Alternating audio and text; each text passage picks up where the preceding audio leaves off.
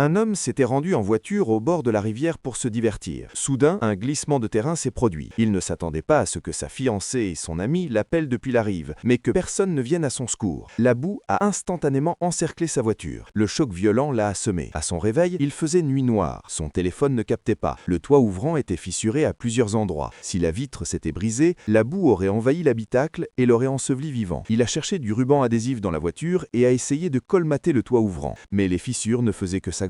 Il a alors trouvé un parapluie. Il a retiré l'armature métallique et l'a glissée sous le toit ouvrant pour soutenir la vitre. Cela a progressivement stoppé les fissures. Il s'est ensuite aperçu que la batterie de son téléphone n'était plus qu'à 30%. Il a décidé de ne l'utiliser que 3 fois par jour. Il a fouillé toute la voiture. Dans un coin, il a trouvé une bouteille d'eau. Il a bu 2 gorgées pour reprendre des forces. Puis il s'est mis à appeler à l'aide. Mais l'oxygène était rare dans cet espace confiné. Au bout d'un moment, il s'évanouit de nouveau. À son réveil, il avait une soif intense. Il but toute l'eau d'un trait. Il tenta d'ouvrir la fenêtre, mais de la boue s'engouffra aussitôt. Alors il la referma rapidement. Le lendemain, son téléphone ne captait toujours pas. Son état s'aggravait. Soudain, de l'eau boueuse commença à s'écouler des fissures du toit ouvrant. Il attrapa rapidement une bouteille vide et se mit à recueillir les gouttes. Puis il sortit sa trousse de premier secours. À l'aide d'un cutter et de gaz, il fabriqua un petit filtre. Après bien des efforts, il trouva de l'eau propre et en but une gorgée. Mais un nouveau problème surgit. Il avait du mal à respirer. L'oxygène dans la voiture se raréfiait également. Il s'évanouit une fois de plus. À son réveil, le 3e jour, il sortit une chaise pliante du coffre. Il démonta son tube d'acier creux. À l'aide de fils de cuivre et d'un bouchon de bouteille, il fabriqua un petit outil ressemblant à une perceuse.